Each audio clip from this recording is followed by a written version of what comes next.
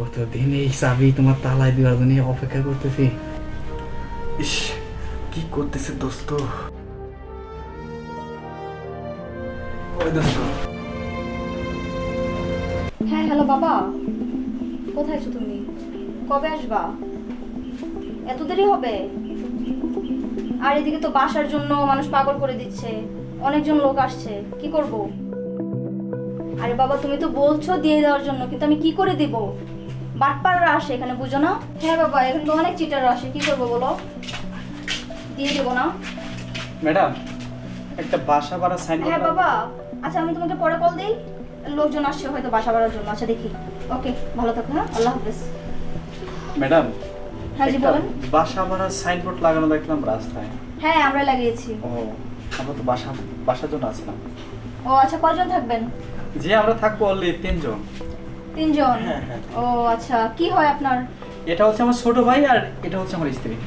ও আপনার বউ? জি জি জি।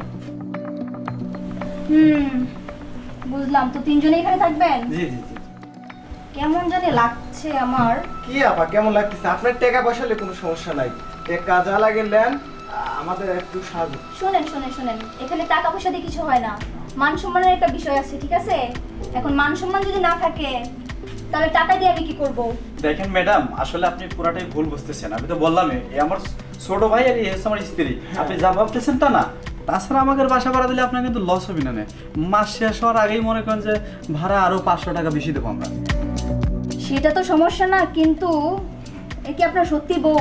হ্যাঁ, আমার সত্যি। তাহলে ড্রেস আপের এই কি দশা? দেখেন, এটা হচ্ছে মডার্ন যুগ, মডার্ন স্টাইল। দেখেন আপু, আমার দেবার ঠিকই বলছে। আচ্ছা আচ্ছা, থাক থাক, কিছু বলতে হবে না, বুঝতে পারছি। আর শুনেন, ভাড়া কিন্তু 2500 করে দিতে হবে। এটা নিয়ে আপনি কোনো চিন্তাই করবেন না ম্যাডাম।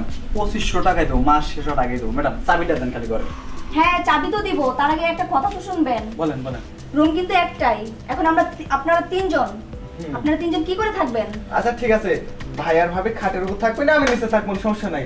রুম তো খোলাই আছে, তাহলে আমরা ভিতরে যাই। আচ্ছা যান, ভিতরে গিয়ে বসুন, আমি চাবি নিয়ে আসছি। আচ্ছা ঠিক আছে। যান। আসো আসো আসো আসো। বাস। এই দোস্ত, দোস্ত ধন্যই আপা কিছু বোঝে নাই, আস্তে আস্তে তাদের কামটা শুরু কর। হয়তো ঠিকই করছিস, চাবি আনতে আনতে আমি কামটা শেষ করে দিই। আর শোন, তুই থাকলে তো আমার আবার সোজা হবো না। তুই একটা কাম কর, তুই টয়লেটে যা কিছুক্ষণ অপেক্ষা কর, আমি সোজাকে কামটা। আচ্ছা ঠিক আছে, তাড়াতাড়ি করিস কই।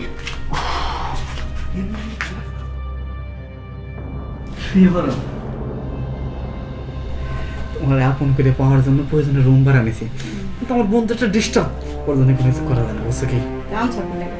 ওরা নেই তো আমার বাঘের কনভারসেশন। তোমার আমার মন চাই খালি হাতের করে, ঠিক আছে কি? তুই চাবি আনতে আনতে মনে করো আমার চাবি দিয়ে তোমার তালাটা খুলেলাম আজকে, ঠিক আছে কি?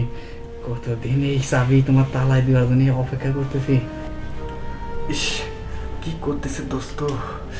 আমাকে টয়লেটে কাম হওয়া যায় নাকি? দোস্ত রে, আমাকে একটু সাহস দে না রে।